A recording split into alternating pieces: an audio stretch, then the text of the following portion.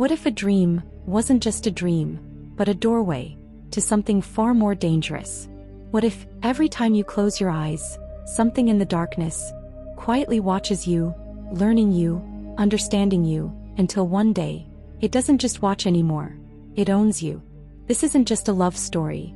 This is a story of obsession, of something that refuses to let go, no matter how hard you try to escape. Story of terror, where love turns into a curse, and a promise, so dark, that breaking it doesn't just hurt, it kills. So be careful, because once you step into this story, there's no going back. And by the end, you won't just be watching the fear, you'll be living it. The story begins with Ellen. One silent night, she stands near her window, completely still. The wind is calm, almost too calm. Not a single sound, not even the rustling of leaves. And yet, it feels like she's not alone. Ellen's eyes are fixed into the darkness outside, as if she's not just looking, but calling something. Something unseen, something ancient, something that should have never been disturbed. And then, from the pitch-black void outside, a shadow begins to form. Slowly, unnaturally, like darkness itself is coming alive. The temperature drops. The air turns heavy, suffocating. And suddenly, a whisper cuts through the silence. Not loud, not aggressive, but cold, inhuman, and right next to her ear. "You woke me up, Tao, you belong to me." Those words don't just echo, they crawl under her skin. In that very moment, Ellen feels it. An invisible force, wrapping around her, pulling her, dragging her, not just her body but her soul. She's no longer standing in her room. She's falling into something dark, endless, terrifying. A world where nothing feels real, yet everything feels painfully alive. And in that darkness, a figure appears. At first, it doesn't look threatening. It moves slowly, almost gently, as if it's trying to comfort her. But that comfort is a lie. Because with every second, it pulls her deeper. Into pain, into fear, into something she cannot escape. And just when it feels like she's about to lose herself completely, she wakes up, gasping for air. Back in her bed. Her heart pounding so loudly, it feels like it might burst out of her chest. Her hands tremble. Her body covered in cold sweat. Everything looks normal. Her room, her walls, her reality.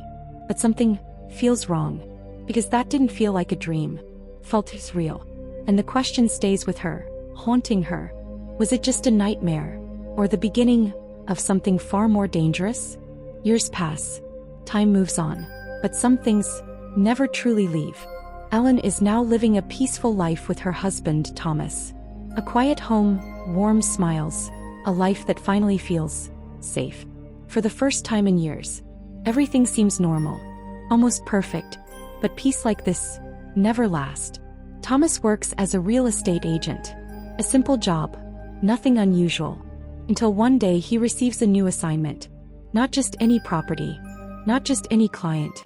His company sends him far away, to a place surrounded by mystery and soaked in darkness, Transylvania. A land where stories aren't just stories, they're warnings.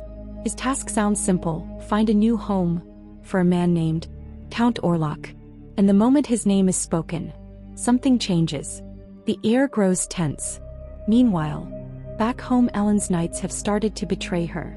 At first they were just dreams, but now, they feel too real. Every night the same nightmare returns, darker, louder, closer. She wakes up breathless, her heart pounding like it's trying to warn her. Like it knows something her mind refuses to accept. And deep inside, a voice keeps whispering the same terrifying truth. If Thomas goes, something terrible will happen. But Thomas? He doesn't see it. To him it's nothing more than fear. Just anxiety, just imagination playing tricks. He tries to calm her down, brushing it off like it's nothing. But Ellen's silence says otherwise. Before he leaves, she gently places a small locket into his hand.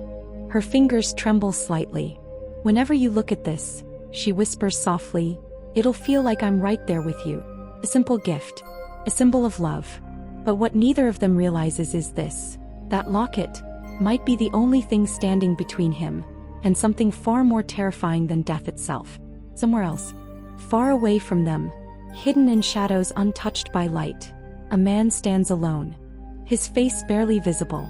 The air around him feels heavy, unnatural, suffocating. He begins to whisper. Not in any known language, not something meant for human ears. Each word feels ancient, forbidden, cursed, as if he's not just speaking. He's calling something. Something old. Something patient. Something evil. And whatever it is, it's listening. And then Thomas finally arrives in Transylvania. The land feels different the moment he steps in. Colder. Quieter. As if the entire place is holding its breath. Thomas tries to ask around. Tries to understand who, or what, Count Orlok really is. But every single person reacts the same way. Their faces pale. Their voices drop to a whisper. Eyes filled with pure, unfiltered fear. And they all tell him one thing. Don't even say his name, and stay as far away from him as you can. A warning, clear, direct, desperate. But Thomas? He ignores it.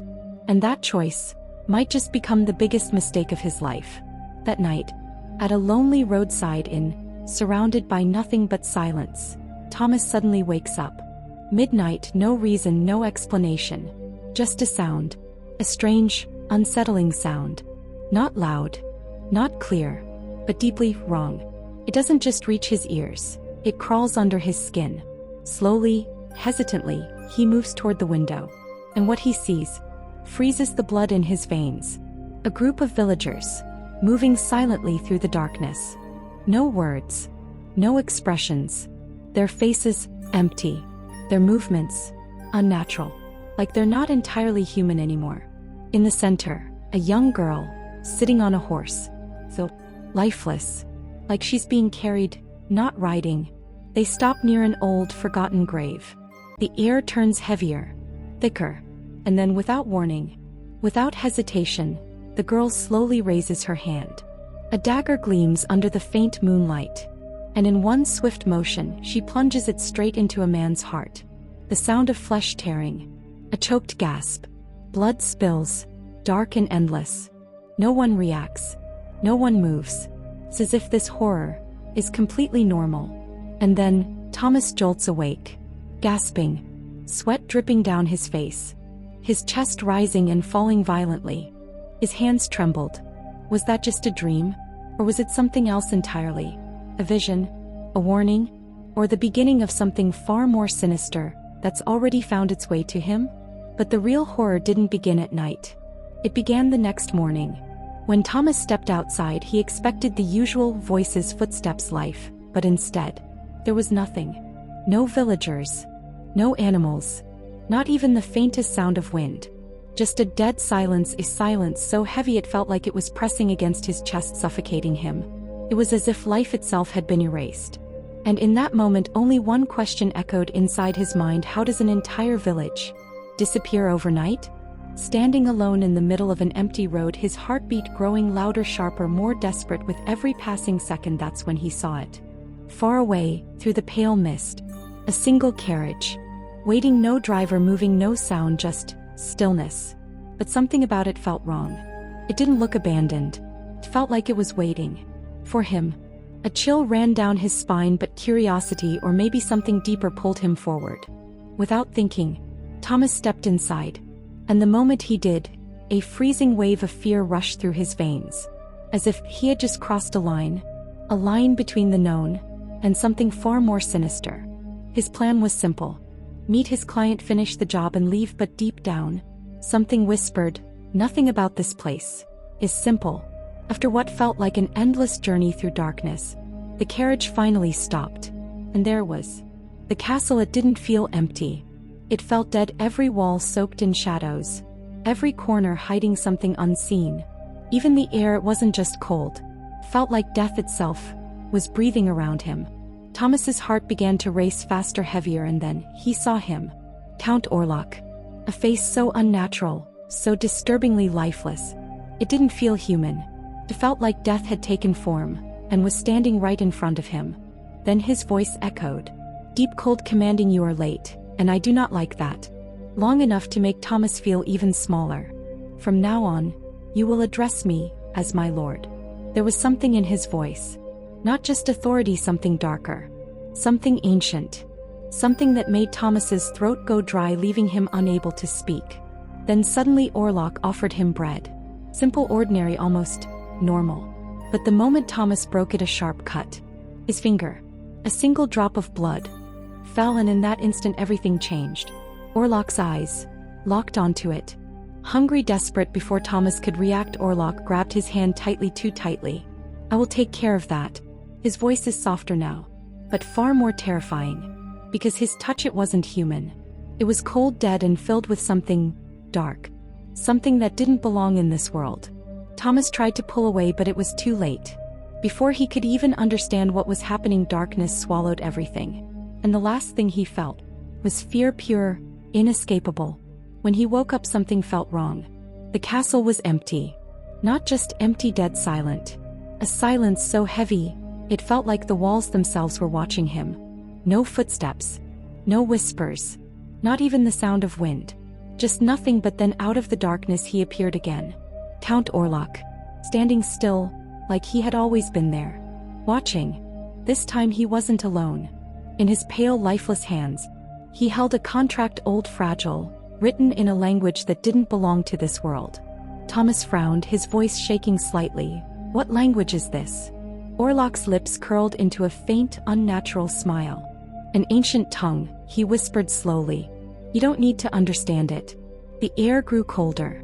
"All you need to know is that I am purchasing a house from your company." His hollow eyes locked onto Thomas. "You just have to sign." And in that moment, something inside Thomas screamed. This wasn't right. Nothing about this was right. But duty, responsibility, fear of failure, they chained him stronger than any lock ever could. His hand trembled, and he signed it anyway. And that's when he saw it. Something chilling. On that entire contract, only two names were clear. One was his own and the other Nosferatu. Not Orlok. Not a title. A name. A name that didn't feel human. A name that felt like a curse. Thomas's breath got heavier. Why was that name there? What did it mean? But the answers were still hiding in the shadows, watching, waiting. As soon as the deal was done, Orlok slowly extended his hand again. This time, his eyes weren't on the contract. They were on Thomas's locket. The one he always kept close. The one that held a small lock of Ellen's hair. Piece of love. Thomas hesitated for a second, but then, thinking it was nothing important, he handed it over. And the moment it touched Orlok's skin, something changed. A flicker of hunger passed through his eyes. And without a word he kept it. Forever time passed, or maybe it didn't. Inside that castle, time didn't feel real anymore. Finally, gathering what little courage he had left, Thomas spoke. "May I leave now?" Silence. And then, darkness. He woke up, gasping. His body jerked forward as if he had just escaped death itself. Sweat covered his skin. His heart pounded violently inside his chest. What was that? His voice cracked. A dream? Or something else? His hands trembled. His breath was uneven. But then, his fingers slowly moved to his neck. And suddenly, he froze. As what he felt was real. Too real. Deep, fresh bite marks. Still aching. Still burning. And in that horrifying moment, the truth hit him like a nightmare he couldn't wake up from. This was never just a dream. Something had already found him. Something ancient. Something hungry. And now, it wasn't going to let him go. Somewhere far away, hidden deep within a darkness no light could ever touch, a man sat alone. His hands trembled, tightly clutching an ancient locket, its surface worn out, as if it had witnessed centuries of pain, death, and secrets never meant to be uncovered. His lips slowly parted, and then he began to whisper. Not words, not a language anyone could recognize, but something ancient, something forbidden. Each chant felt heavy, like it carried a curse within it, and yet, between those eerie whispers, every few seconds, only one name escaped his mouth, Ellen, soft but filled with obsession, like a call not meant for this world. And at that exact same moment, miles away across the vast, silent ocean, Ellen froze. A sudden chill ran down her spine. Her breath hitched, her heart began to pound for no reason at all. Something was wrong. Not around her, but inside her. A growing unease, slowly spreading through her chest, like invisible fingers tightening their grip around her soul. She couldn't see it, she couldn't understand it, but she could feel it. Something was reaching for her, and then the darkness deepens. From the shadows, he appears. Count Orlok, silent, motionless. Thomas stood there, unaware, unprepared, and before he could even react, darkness swallowed everything. A moment of silence, and then Orlok slowly leaned in. His hollow, lifeless eyes locked onto Thomas, as if staring straight into his soul. No emotion, no mercy. Only hunger, and in the very next second he struck. His razor-sharp fangs pierced deep into Thomas's neck. The sound, the silence, the horror, and then the first drop of blood fell. That's when the truth revealed itself. He wasn't human. He was something far worse. A creature born from darkness, a predator that thrived on fear, a nightmare that refused to die. He was a vampire. Meanwhile, Ellen is fading, not all at once, but slowly, painfully, like something unseen is draining the life out of her day by day. There's a strange fear in her eyes now, the kind that doesn't come from this world. Her body feels fragile, weak, as if she's caught in an invisible web, something dark. Something watching, something waiting. Her family can't understand it, but they can feel it. That something is terribly wrong. Doctors are called. Medicines are given. Treatments begin. But nothing works. Not even a little. It's as if whatever is happening to Ellen is beyond science, beyond logic, beyond human understanding. And then comes the moment that breaks all hope. The doctor steps back, his face pale, his voice cold and uncertain. This isn't a physical illness. There's nothing wrong with her body. It's all in her mind. No, the truth is far more terrifying than that. Because when Ellen finally regains consciousness, her lips tremble, her voice barely a whisper, and she says just one name, Thomas. That's all. As for days, Thomas has been missing. No letters, no footprints, no signs of struggle. It's like he vanished from existence. But the reality? He's still out there, running from something far worse than death itself. Every breath he takes feels stolen. Every second feels like his last. As something is chasing him, something that doesn't stop. And just when it feels like the nightmare can't get any worse, it does. A new patient is brought to the doctor. But the moment you step into his room, you feel it. That suffocating dread. The walls, covered in strange symbols, twisted drawings, disturbing patterns, shapes that shouldn't make sense, yet somehow, they do. Not to the mind, but to fear. And then, without warning, the man begins to scream loud, broken, inhuman. My master, Count Orlok, is coming. The name echoes in the air, like a curse. And before anyone can react, he attacks. Violent, uncontrollable, like a wild animal set free after years of hunger. His eyes, filled with madness. His movements, unnatural. As if he doesn't want to just hurt the doctor, but consume him, tear into him, drink his blood. And in that horrifying moment, everything becomes clear. This man isn't insane. He's devoted. A servant, bound by something darker than death itself. As his master is not human. His master is a monster. A creature that feeds on blood. And now he's coming closer to this very city. And this time, his hunger wasn't just growing, it was consuming him. Something inside him had awakened. Something darker, deeper. Something that refused to be buried again. On the other side, Thomas had done the impossible. He had clawed his way back from the very edge of death. His body was broken, barely holding together, when a few strangers stumbled upon him. They didn't know who he was, or what had happened, but the moment they saw him lying there, barely breathing, they rushed him to safety. But then they saw the wounds. Deep, brutal bite marks, carved into his flesh like something had torn into him without mercy. And in that moment, everything went silent. Because those wounds, they weren't human. Not even close. It felt like something ancient had touched him. Something cursed. Something that should have never existed in this world. When Thomas finally opened his eyes, his body was weak, his breath unsteady, but his heart, it was screaming only one name. Ellen. Nothing else mattered. Not the pain, not the fear, not even death itself. People tried to stop him, begged him to rest, told him his body wouldn't survive another step.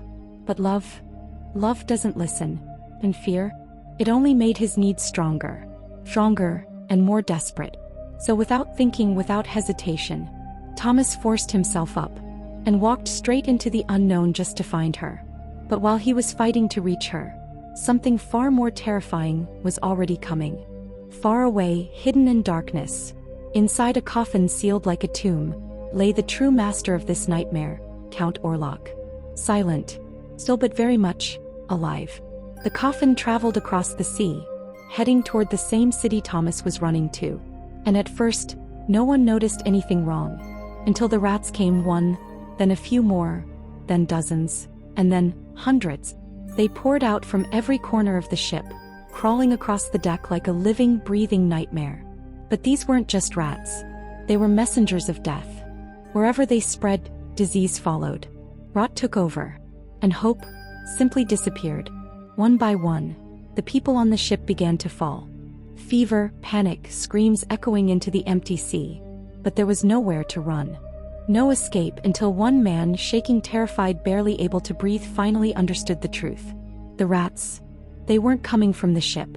They were coming from that coffin. His hands trembled. His heartbeat pounded like it was trying to escape his chest. Step by step he moved closer. Every instinct screamed at him to stop. But fear forced him forward. And then he opened it. In that moment, death didn't wait. It rose. Count Orlok emerged from the darkness. His presence cold, unnatural, inhuman. And before the man could even scream, before he could even turn away, Orlok looked into his eyes and ended his life. Without mercy, without hesitation. Darkness had officially arrived. What if I told you, sometimes the body is alive, but the soul is already gone? Ellen's condition wasn't just getting worse anymore. It was slipping away, piece by piece, day by day. Something inside her was changing, something no one could explain, and no one could stop. When Dr. Frederick arrived again, he wasn't alone this time. Another doctor stood beside him, tense, silent, as if even he could feel it, that something was terribly wrong. But the moment they stepped into the room, the air felt heavier. Ellen was tied down, not for treatment, but for control, because whatever had taken hold of her, it wasn't letting go. Her body trembled violently against the restraints, veins tightening, fingers twitching, as if she was fighting something invisible.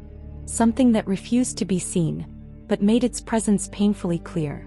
Then, in a weak, trembling voice, barely louder than a whisper, Ellen spoke. I feel like my soul leaves my body and goes somewhere else. Her lips quivered. Her breath stuttered. And I can see things that haven't even happened yet. The room fell into a suffocating silence.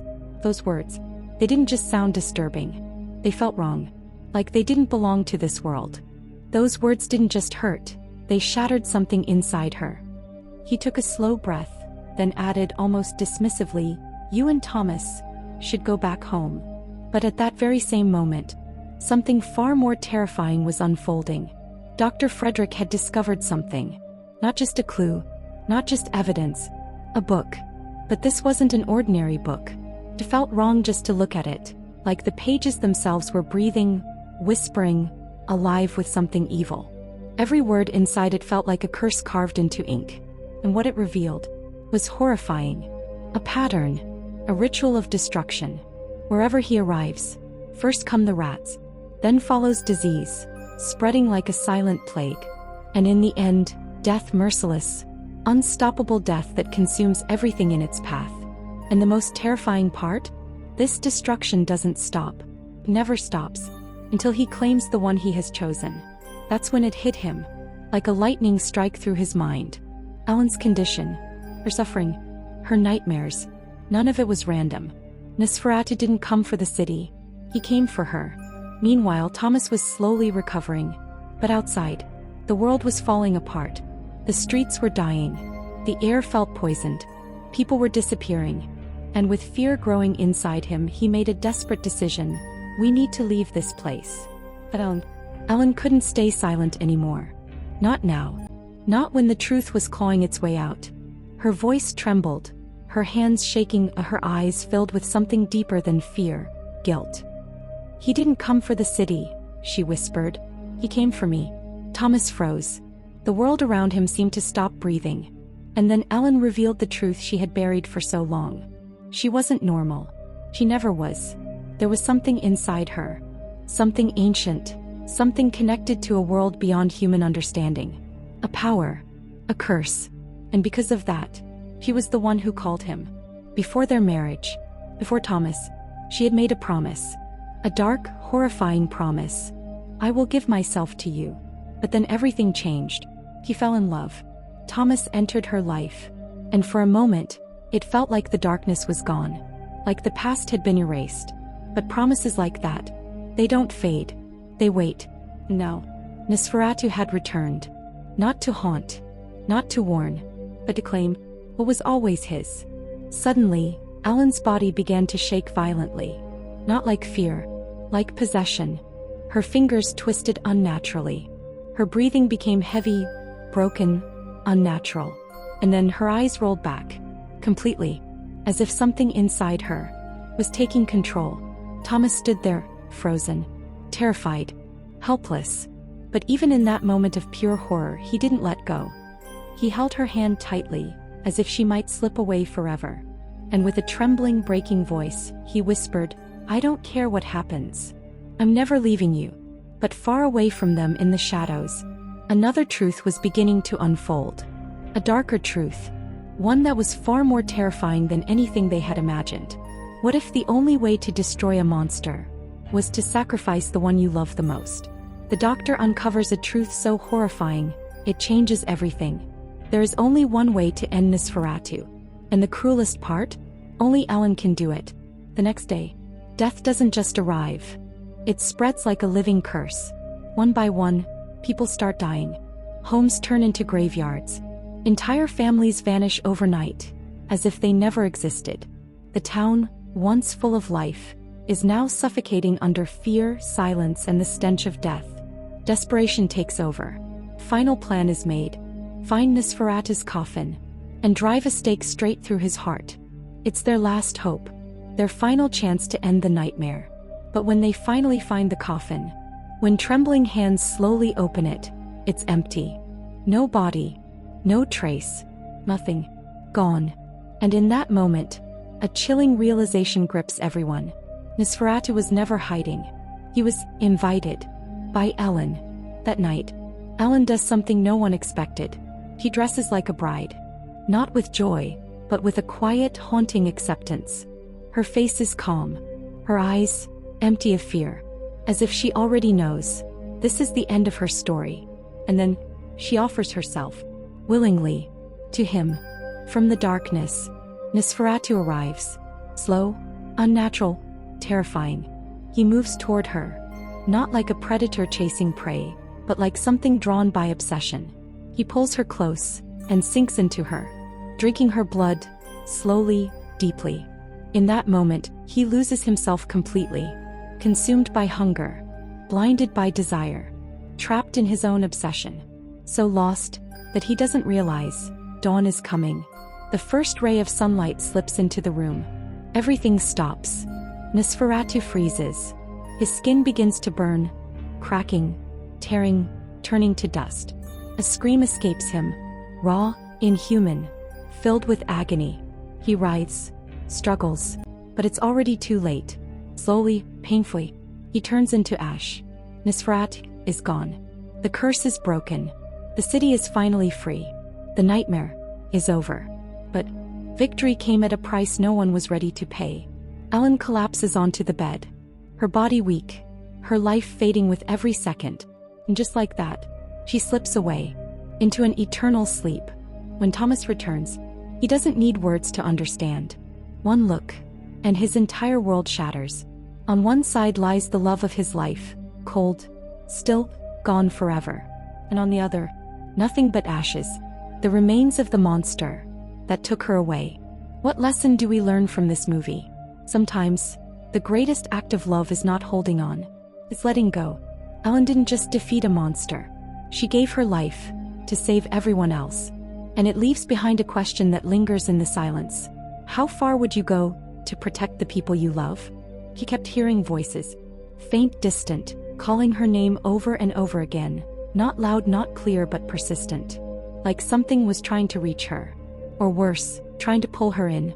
And the most terrifying part? She didn't know who it was. Or what it wanted. Every single night, the nightmares returned. But these weren't ordinary dreams. They were dark, twisted, almost real. Filled with shadows that moved on their own, figures that watched her, waited for her, and every time she woke up screaming, her voice echoed through the halls. Her body was drenched in sweat, her eyes wide open in pure, helpless terror. Confused, broken, terrified, she didn't understand what was happening to her, or what she was slowly becoming. And then, without warning, everything changed.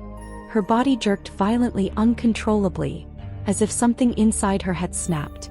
Her eyes rolled back, only the whites are visible now. The air in the room turned thick, suffocating, like fear itself had taken a physical form. No one spoke. No one moved. But deep down, they all felt it. This wasn't normal. This wasn't human. But even then, this was just the beginning. The real horror. It hadn't even started yet. Dr. Frederick rushed forward, trying to steady his hands, trying to hold on to logic, to science, to reason.